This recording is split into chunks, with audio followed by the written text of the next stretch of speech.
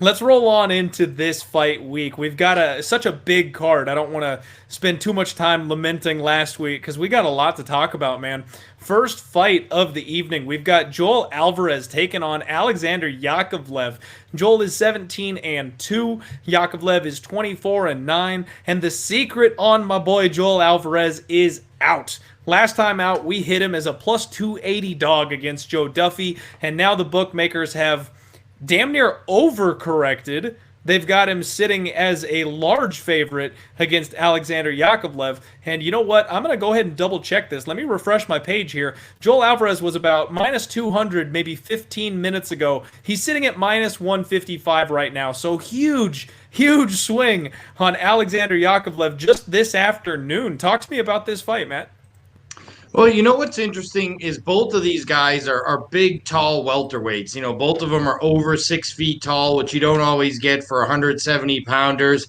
The only thing I worry a little bit is I think the best part of Yakovlev's game, who's certainly aging, and he doesn't have that speed. While he certainly still has power in his punches, I don't know that his striking technique is as crisp enough at 36 years old for him to stand and bang with some of the more young, athletic guys in the division.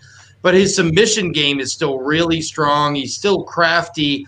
And my only worry here about Alvarez, who's mostly a submission grappler, is does he dive right down into the ground with a really crafty submission grappler and find himself in a tough spot? I stayed away from this one. Okay, okay. I can see that, and I'm getting some comments here in the chat that I'm a little choppy, I'm a little laggy, so I'm gonna pop myself out and right back in real quick and see if that fixes.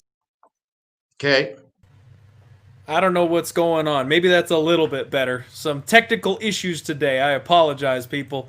Yeah, this is one that I'm actually very interested on the Joel Alvarez side, even with the money coming against him the other way. I haven't really been overly impressed with Alexander Yakovlev in his UFC career thus far. He's got a lot of experience, but so does Joel Alvarez. I mean, he's got nearly 20 fights under his belt at this point, and Joel Alvarez is going to have a 3-inch reach advantage. He's best on the ground. His striking is really a work in progress, but he seems like he added a wrinkle with those kicking attacks. He's got these big, heavy leg kicks. He likes to stay at range, and Yakovlev is just so low output. When he's on the feet, he does next to nothing, and then he looks to take it to the ground. I feel like Yakovlev almost plays right into Joel Alvarez's hands. Yeah, the only thing that worries me is the experience level. So we're talking about a guy in Yakovlev who, while he is 3-5 in the UFC, and certainly, that record speaks for itself. But look at some of the people that he's lost to: a decision to Roosevelt Roberts in his last fight, a loss to Kamaru Usman, the reigning defending welterweight champion, a loss to Damian Maia by decision. I mean, basically all these ground guys: Usman, Damian Maia, Roosevelt Roberts, not Zach Cummings, Nicholas Musaki. None of them actually were able to submit him. He went the distance with all of them. So this is a tough guy, and I just wonder if this turns into a grappling exchange. A lot of times you get judges; they're all over the place. Sometimes it just ends up who's on top in these grappling exchanges. That's kind of how it gets, graded by the judges. So I'm always a little bit nervous about laying the chalk in a what I expect to be a grappling exchange here, as the judges aren't always that experienced in how they judge basically an entire ground-based fight. Yeah, I can get with you there. I totally understand that. And the judges have been highly questionable this time around in Fight Island. They don't seem to be agreeing with a lot of what we're seeing. One final comment I want to make on Yakovlev is I've noticed he puts himself in bad spots. He sticks his neck out there a little too far. He is right there for the taking with, guillotines and Darce chokes. And I've just seen him give up some very, very questionable positions. And if this fight does hit the ground, I think that's something you can't do against Joel Alvarez. I'm very tempted now that the line has dropped more in my favor here on Joel Alvarez. Do you have an official pick or a bet on this one that you're planning on making, or is this a nice little pass for you to start the night? Yeah, this is a pass for me. Okay.